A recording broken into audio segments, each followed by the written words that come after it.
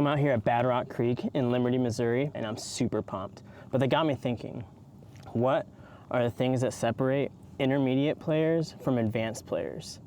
And from the tournaments I've played, there are 3 things that I consistently see advanced players doing where intermediate players fall short. And I'm not talking about throwing distance. Let's get into it.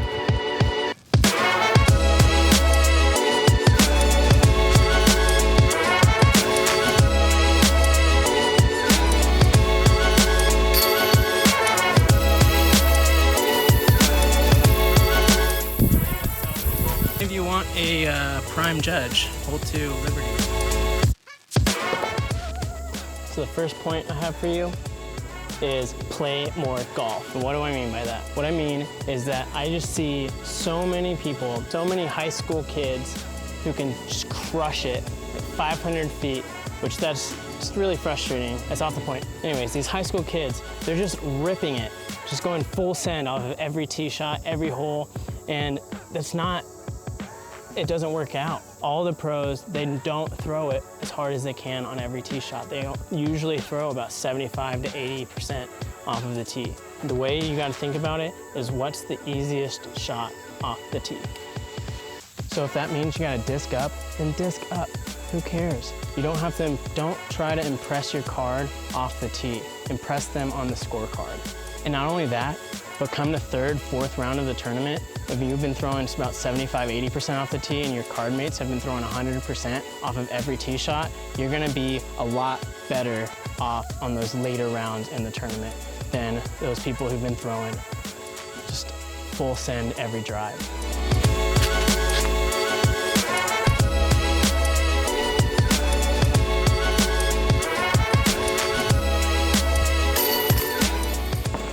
The second point to becoming a better disc golfer is to be mindful of your misses.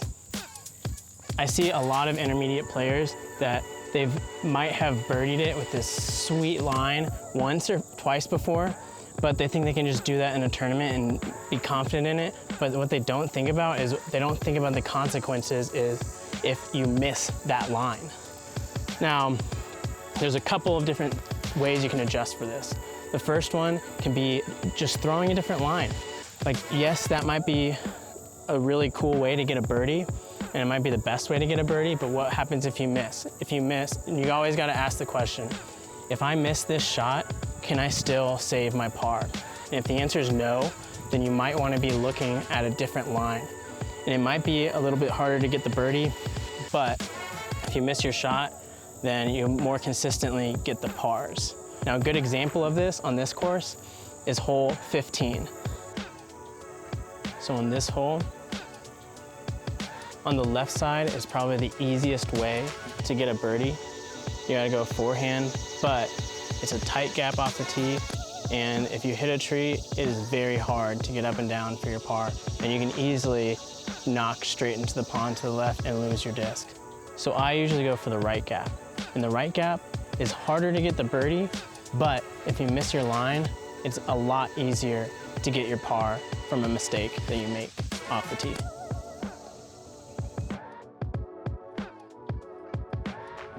The second way you can adjust for this is disc selection. So if there's something on the right side that you don't want to hit or you don't want to go out of bounds, then you might want to choose a more stable disc that won't turn over for you and you know will finish left. And it might be harder for you to get down the fairway that way, but you know that you're not going to turn over, you're not going to go out of bounds or go into the trees or whatever. And the opposite's true as well. If there's out of bounds on the left side, you might want to choose a disc that will flip over a little bit more. And again, it might be harder to get and hit that line and go down the tunnel, but if you do accidentally turn it over, then it's not as penalizing going on the right side than maybe going to the left. And another good example of this one, we'll look at hole number 5. So with this hole, off the tee, you want to get a lot of distance to set yourself up for the second shot down the tunnel, but you don't want to hit the trees on the right. If you get into the trees on the right, you're in big trouble. So instead of throwing something that might be easier to get the distance, I throw something more stable. So it might be harder for me to get down there for that tunnel shot, but I won't turn it over into the trees and have to go out from there. Because if you go into those trees, that's an automatic bogey for sure.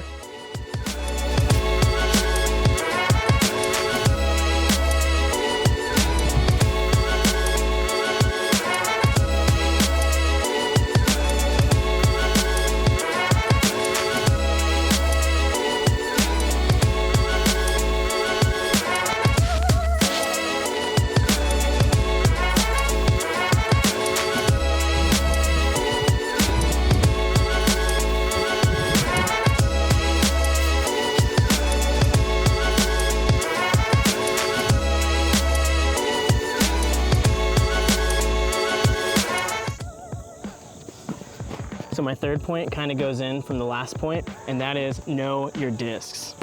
It's really hard to choose the correct disc for the throw when you have no idea how your discs fly in certain situations.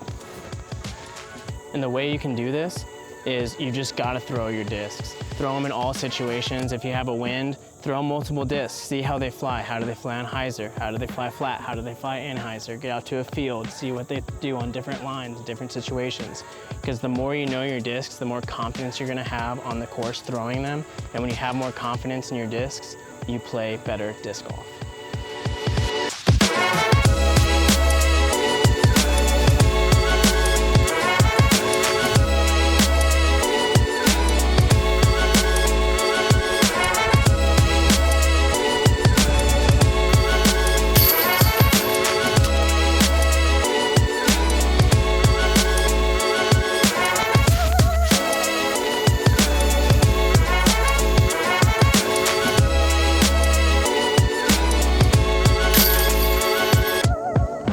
If I were to sum up these 3 points with one word, that word would be consistency. Because consistency is key to becoming a better disc golfer. And how do you be more consistent? It's simple. Play more golf, be mindful of your misses, and know your discs. See you in the next one.